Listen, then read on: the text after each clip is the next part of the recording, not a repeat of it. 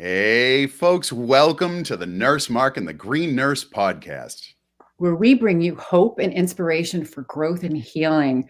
We are here to change the dialogue and stigma around what it means to feel good and to be high. So hence the H for hope, I for inspiration, G for growth, and H for healing.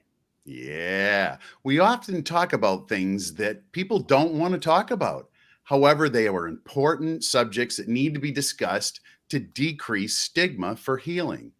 Absolutely, Mark. And 2021 is the year of the nurse and midwife.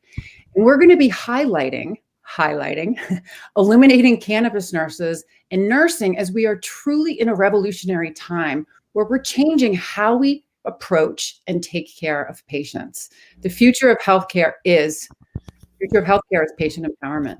That's right, Sherry. So listen, we don't all wake up one day and just decide to enter the cannabis industry. I mean, there's usually a compelling story that goes along with that plunge. So what makes someone enter into the cannabis space as a nurse? I mean, it's risky at times, especially early on. But Sherry, introduce our guest. Tell us a little bit about our guest tonight. Oh, we're so excited to have Heather Shelton here with us tonight. She's a registered nurse with her bachelor's in science and nursing as a nurse herbalist specializing in cannabinoid therapeutics. She has worked with botanical medicine for over 2 decades and incorporated cannabinoid education into her practice 8 years ago. Heather provides consultations that include cannabinoid therapy, nutritional guidance, and how to incorporate a healthy lifestyle changes. What I love so much is that Heather blends her botanical medicine experience with her traditional nursing experience to offer a unique, holistic approach to care. Heather and her family lived on a homestead farm in Vermont for 15 years, growing their own food and medicine. And in 2015, they moved to Oregon, and Heather has been able to add cannabis to her medicine garden, which brings her deeper understanding of the plant. She teaches classes about cannabis and herbal medicine in her community and is updating to an online format. Heather is a member of the American Cannabis Nurses Association and the Cannabis Nurses Network, and she can be found at herbsongfarm.com. So really quickly, before we get in, Heather and I just recorded a few segments of a video remake of the positive version of Afro Man and That I Get High. So it's funny, it's educational, kind of just like us. And we're going to put up that little preview after the show so you guys can see that and how fun it is, how cannabis is positive. We're trying to decrease the stigma around what it means to feel good. And we want people to submit their videos because we want to make a really, really long, beautiful video in the weeds. Joe Smith is going to be creating this for us. So anyways, here we're going to get back to it. And so Heather, I just want to say thank you so much for contributing to the song. Really, it's really, really fun. Really fun. Welcome, Such a good Heather. time doing that. It was out of my normal scope of what I do, and I found it was so much fun. I want to do it again. So thank you for inviting me. Oh, there you go. See, nurses are singing about cannabis. That's what happens. That's right. That's what happens when we feel good, right? That's right. We're going to sing, we're going to dance because we're feeling good. That's right. Yes. That's it. So welcome, Heather. Let's get into it. Great. Let's Thanks talk for about having me. How did you get started? Well, as Sherry said earlier, I've been working with botanical medicine for my whole adult life now. And in Vermont, I was still in Vermont when they legalized medical cannabis for patient use. And what happened is I started to receive phone calls from actually parents of my friends. So a lot of elders in the community saying, I have my medical marijuana card, and now I don't know what to do. And so some of those folks were calling in hopes that I could get them cannabis, which I wasn't comfortable with doing. However, it really spurred me on to start learning, well, how can we serve these patients, particularly patients who aren't comfortable inhaling and they don't want to feel high. So what are our options here? So that really started my journey in cannabis medicine and a focus, turning my herbalism really focused on cannabis at that time. So the patients brought me to the plant. I mean, I'd had a relationship with cannabis since I was a teenager. And I guess it was about the time I started to work with patients in Vermont that I was diagnosed with my own autoimmune disease. And I use a variety of herbs, but cannabis was really the one that made the difference. And Mm-hmm. Initially, I was making pain salve, topical pain salves to rub on my joints when I had a lot of pain. And I had came out to Oregon to visit a friend, and she's been a grower for 30 years now, beautiful woman grower. And she gave me a bottle of her homemade cannabis infused oil. And I put that on my joints, and, you know, the stars went off. I realized this is the missing piece to my salve. This is what I'm missing here. And that's going to really bring me the relief that I'm searching for. Yes. So that was really significant for me, and kind of invited me back into the realm of using cannabis for medicine for myself. Awesome. That's amazing. The part that's interesting too is, you know, part of my story that I share is that I did everything possible, the traditional plus the holistic, including all the herbs, and nothing worked until cannabis came into my life. Once cannabis came into my life, it opened up that door, you know, to that neurotransmitter signaling system. So everything else that I was working that didn't work started to work again. Yeah, because we've got to address our endocannabinoid system, right? Yeah. Yes, we do. So many different ways to do that, and cannabis is like number one on my list. Me too.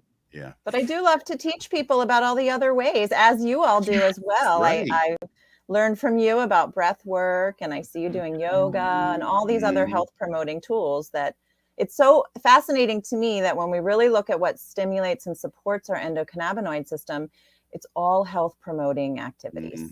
All of it. Which tells us a bit about what this part of our body is doing for us, right? So let's add in more health promoting activities, and right away we're stimulating and supporting our endocannabinoid system. Absolutely.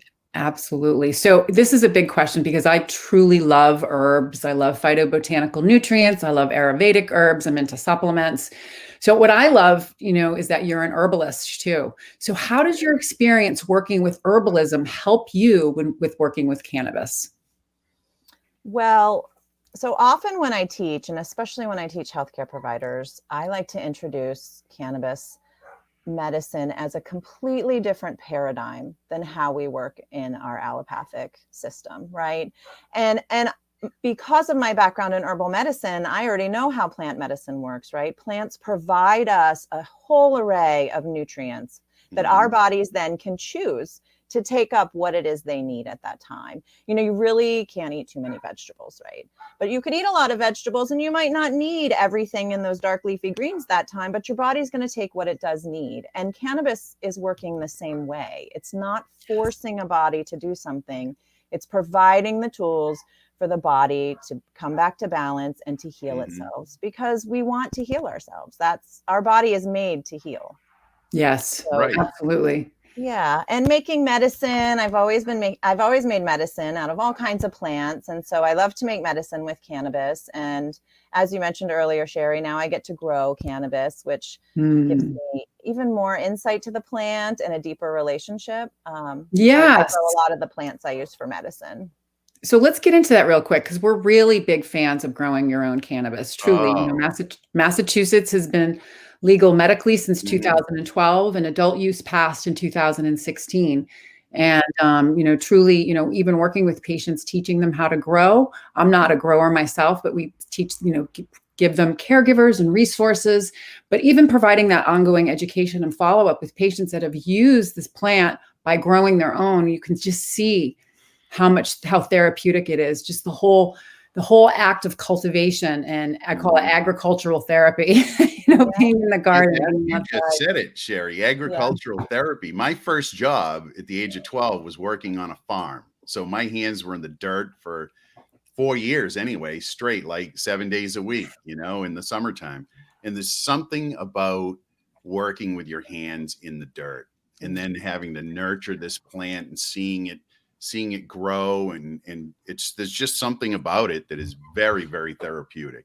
Yeah. So can you share with us some of what you've learned since you've been growing your own cannabis? Because I know, you know, you've been growing it for a while now, and what are some of the things that you've learned about it? Well, each year I have a big learning curve, and I finally learned to take notes. So at the end of the season, I take notes. I Yeah. weigh out my flower, and I take notes of which plants had issues and which plants grew well. What kind of nutrients I gave them, which plant liked a particular sunshiny location and which one didn't. I want to also just touch on Mark talking about the dirt. I mean, what happens when we grow plants is that we get a relationship, right? We're forming a relationship, and we're caring for them and they're caring for us. So I feel like the plants are my friends. I mean, that's part of why this pandemic and the necessity to stay home for me has been really wonderful, because I wasn't lonely in the summer and the fall. I had my plants to spend time with and to talk to. Absolutely. Right. So that energetic connection, that whole, so that vibration and frequency. We know that energy healing exists. It's real. Right. And we are nature, aren't we? I mean, sadly, that's one of my hopes that humanity can really get to understanding is we are nature. We are the earth. We are the soil. We're meant to have our hands in the dirt. We're meant to be pulling leaves and recognizing flowers and talking to them and singing to them. I feel like that's what I'm here for. I do feel that other people could improve their health, both emotional and physical, by spending time with plants and in nature. Absolutely. So. Right. And what have I learned about cannabis growing? I'm going to tell you, it's not an easy plant to grow, and not that it's not an easy plant to grow, but she's a bit fussy. And yes, right. I mean, I think we could grow that cannabis will grow as a weed, but if we really want cannabis to be potent medicine, she requires a lot of love and attention, and she deserves that. So each year I have a new tip. So this year, what I did is I really focused on pruning my plants from the bottom up. And every year I say I'm going to do it more and more. This year was the most pruning I'd ever done. And of course, I got the biggest colas I'd ever had. I have beautiful flower that I feel really proud of this year. And I still didn't prune enough, is what I found at the end. Okay. So quick question, just so for our new viewers, tell us what the benefit is from pruning from the bottom up. Well, there's many benefits. So some of them are the growing process. I live in the Willamette Valley in Oregon, and so it's cool and damp here for most of the year, and then the summer it's incredibly hot and dry. But I also live in what we call Little Holler, and so we get a lot of dew in the mornings. Our plants are really susceptible to mold. So I prune all of my leaves and the underside of the plant to make sure that I can get airflow through. I'm trying to make sure that sunlight can get in there, that the plant can get air. And particularly as it begins to flower, the flowers and those little trichomes on the flower are resinous. And so it's sticky. And once the dew sets in, then it wants to stick to these flowers. So that is really why I do it during the growing season. What I've learned over the last 5 years is that I want to also remove those little tiny flowers at the bottom as well, because my big flowers at the top will get larger. And the little tiny flowers, I do cut that off, and that's what I use for my trim to make medicine. And it actually makes really great medicine, but they're just, they require more work for just these little tiny bits of flower. So just correct me if I'm wrong, just so I get it. So you cut them away, so that way it provides more energy so the plant will provide more energy to the area that you want to grow bigger. Is that right? Yep, exactly. And it's really hard to do, I'll tell you, to cut off little flowers, because as you see them grow, I think, look how many flowers I'm getting. And so there's it's kind of like thinning out your starts. I don't know if you've grown carrots before, or a field of carrots, or even your lettuce. You really have to thin out those babies, and it's so hard to do, isn't it? It is. It's so hard. It's like, oh my gosh, they're growing. They made it. I'm going to pull them out now. We want all 5,000 of them, but if we don't take out 4,000 of them, we're not going to get any. So, so there's that piece that I'm working through personally each year of saying it's okay to get rid of this flower. It's okay to get rid of this one. And it's really paying off. So I'm glad that that's become part of my process. No, that's awesome. That's so great. Yeah. So being an herbalist, and also, so not only growing herbs and growing your garden and growing cannabis, you're combining them. So what are your favorite cannabis and herb combinations? I love this. I'm into I'm this. glad I'm into you this asked. nerdy stuff. Yes. My Me too. girlfriend I'm and taking I, a notes. few years ago, decided to do cannabis glycerites because they taste so good. They're sweet. So they're sweet and yummy. You get all the flavors. I'm not a big fan of decarboxylation because I'd rather heat my plant in the menstruum or liquid that it is going to be ultimately extracted into, because I want the terpenes too. I want the flavor and all of the goodness. So we did a lot of trial and error, and we did probably 5 or 6 different batches of glycerite to see, how long do we want to heat it? What temperature do we want to get to? And then we did some blending. So we had these really fun, we did a blend of cannabis and St. John's wort. We called that Canna Sunshine. Yeah. We did nice. a cannabis with roses. I actually come to Massachusetts every summer until this year, and I gather Rosa rugosa off the beaches on an island off Massachusetts. Yeah. And so I use those roses to make my rose glycerin medicine. And so we have a canna rose blend too. And rose is one of I think most people love roses, right? And we know that the medicine of the rose, they vibrate at the highest vibration, roses do. Love. And it's heart medicine for your soul, and it's actually heart medicine for your heart and your cardiovascular system too. So totally. Those are 2 of my favorite blends that I've made. Mm-hmm. Nice. Yeah. And so what are the new viewers? What are the benefits, the health benefits, so people know?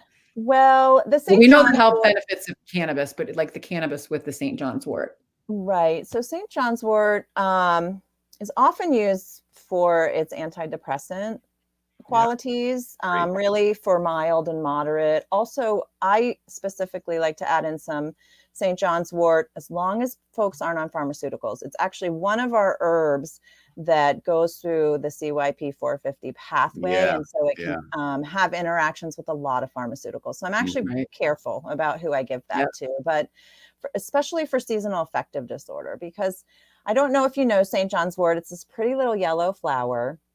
And I harvest just the flowers for medicine. And when you put the flowers into either the alcohol or the glycerin or the oil, those are all ways I use it, it turns the liquid red. Ooh. It's such an amazing, beautiful plant. So I just think of St. John's wort as being a little bit of sunshine in a bottle. So that for me is kind of the basis behind what I'm thinking, which cannabis right away, makes us feel good. That's part of why we want to use it. And then to add in the St. John's wort just kind of gives it a little extra boost into that when we need a little sunshine in our lives, especially in the winter. I love it. Liquid sunshine. Yeah. Right. That's great. And what about rose, the combination of cannabis with rose? Well, like I said, rose is healing for our heart in an emotional way, and it's also really good for supporting our blood vessels. So your physical heart, it's tonifying, so it tightens up those blood vessels, not in a way that makes them restricted, but makes them stronger. There you go. Strong. Excellent. That's awesome. That is great. Wow. Very excited to hear about that. So what about, personal experiences? Your own personal experiences, with yourself using the plant. Or how do you incorporate it into your daily routine? Well, how is it helping you to live your best life? Currently, because it changes based on my needs, right? Depending on what my health looks like in a day. But typically, in the last few months, I've started to add CBG, which is another cannabinoid, as you know, into my regimen. So I use a CBG tincture in the morning, just a small dose to kind of get me going for the day. And in the evening, I take a good whopping dose of CBD before I go to bed, the full spectrum CBD tincture. And then sometime around dinner time, I add in a little bit of THC to my life for many reasons. Some, I just am ready to relax and really get into my mode of family life and making dinner and being with my kids. And also there's pain relief for me involved in that. And I have found that if I don't have some THC, which there's a little tiny bit in my CBD nighttime tincture, but if I don't have CBD in the day, I really can tell a difference when it's time for me to go to bed.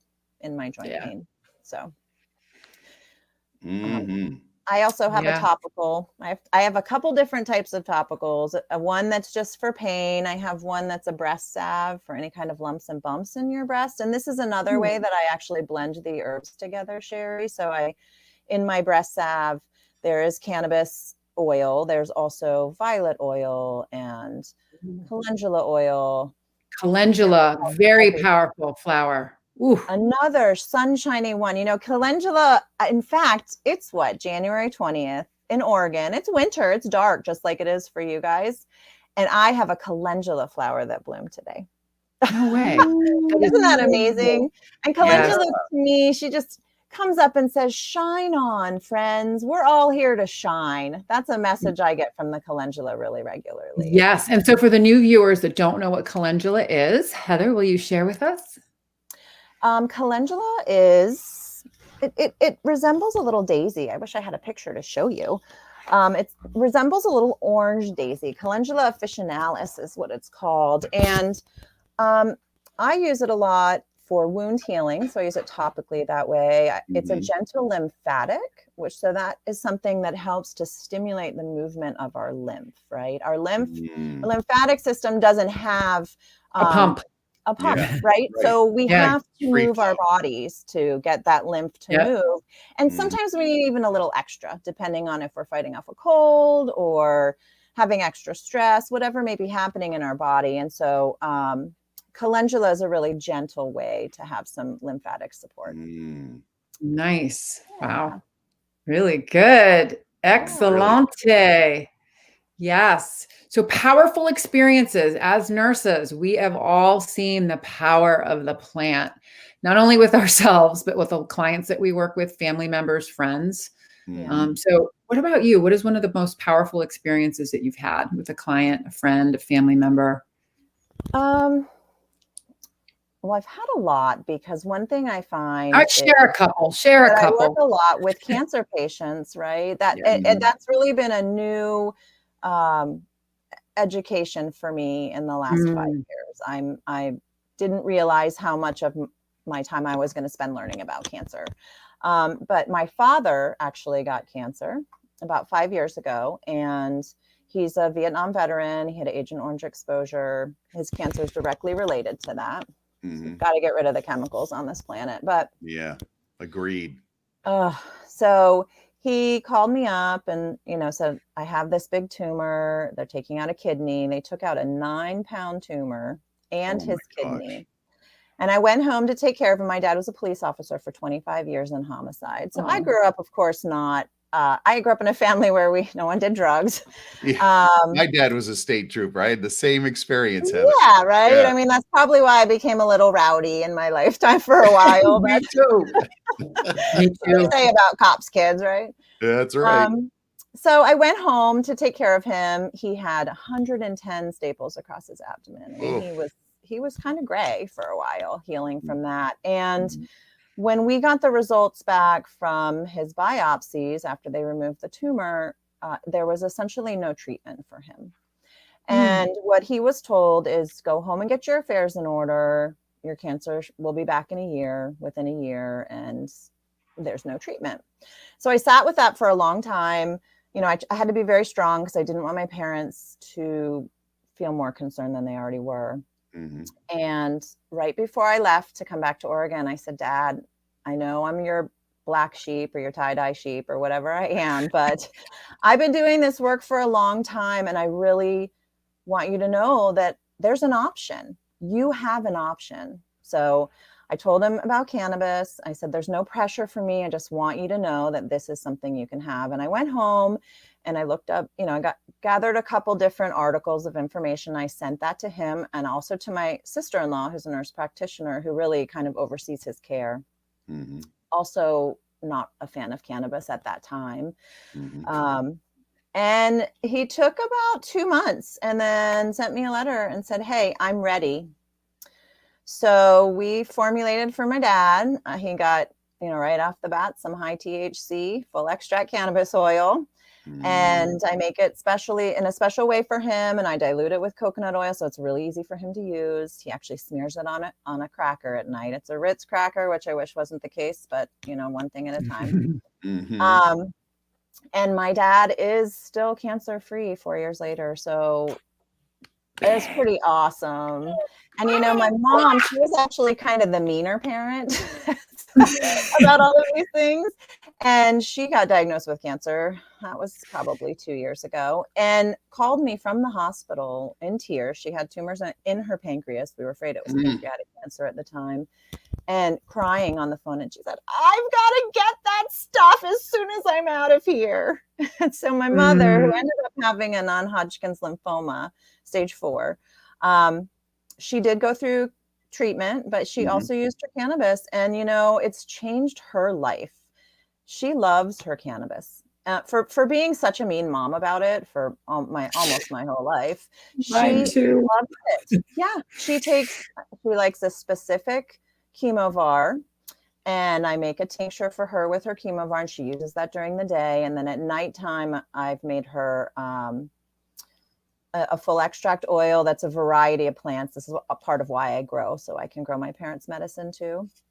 That's awesome. And then she's so cute because, I try to teach people, I'm very gentle with FICO. It's not easy to start and to maintain. And so I try to be really gentle in the way that we do it. I was there, I measured things out and put it in capsules, 0.1 grams, to be really gentle with her. And she's so cute. I mean, I left there and she said, well, I need to fill more capsules. I said, great, Mom, I left you a little scale, just do this. And she said, I just put it in there. So now she doesn't measure anything. She just takes herself a little lick of that every night, and she feels so much better.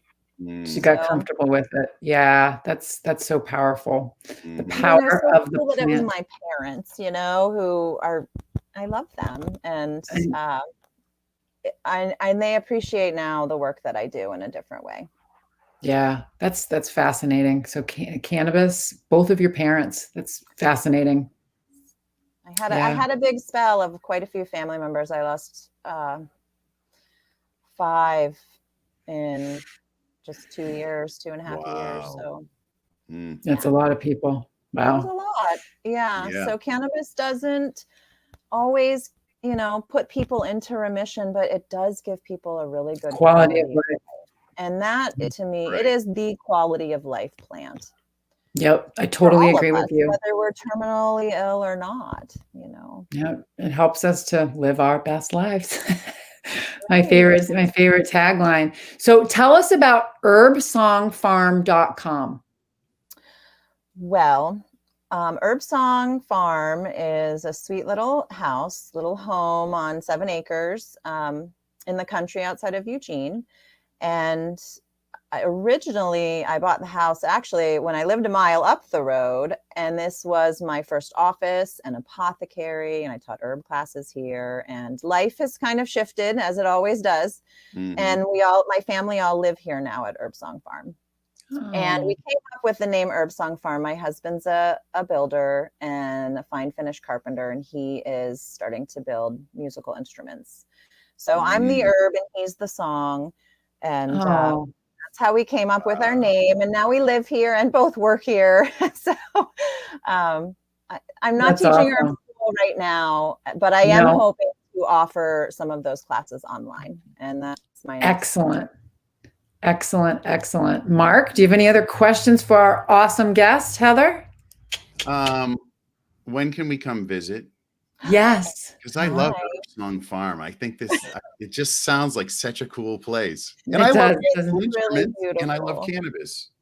And I love herbs, all kinds. Perfect place. Come on over. You're always invited. And of course, Sherry and I we love you. So this would be just perfect. I know, right? We'll have such a good time. And over here in Oregon that we've now legalized psilocybin for you. I understand that is occurred in Oregon.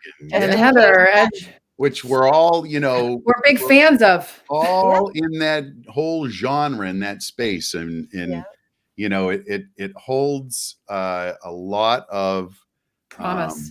A lot of promise, yeah. Absolutely. A lot of promise to heal a lot of people.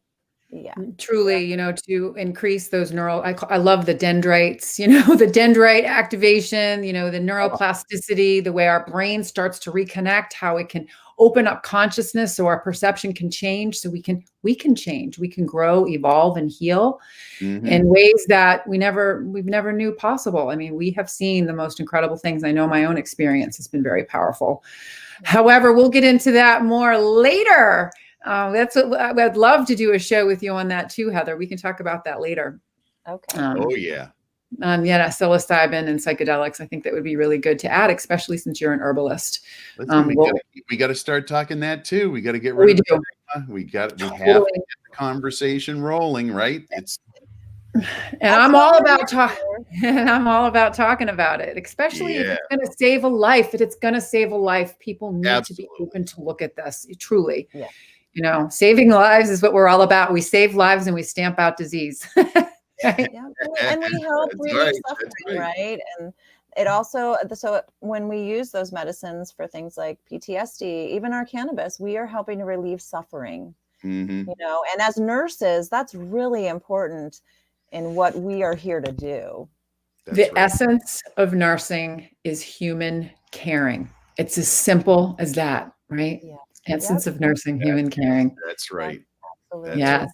So I just want to say, Heather, thank you for everything that you're doing in the community. We are so grateful that, that you came on to share your story, and so grateful that you made that awesome video. It's going to go viral. I have an idea. Oh yeah. It's going to be really fun, the positive version. Yeah, it's going to be great. So everybody, it has been another awesome Nurse Mark and the Green Nurse podcast with our special guest, Heather Shelton from herbsongfarm.com. Yes. Thank you for having me, you two. It's been really my pleasure. I appreciate it. And Mark, yeah. And Mark, what kind of a night are we going to have tonight? We got a couple hours left. Oh my gosh. I've had an AFA day. I'm going to have an AFA night. Yes. And in case you have forgotten what AFA means, you need to join us every morning between 8 and 8:20 a.m. for our daily dose of AFA, which is absolutely fucking amazing, because that is what you are. What you are. No need to change. No need to be better. You are that. You are that. Your core. So join us. We have a great time. And it's awesome. It's so much fun. It's awesome. Yeah. And everyone, remember what it's all about. It is about living your best life. That's right, folks. Thanks for joining us. We'll see you next time.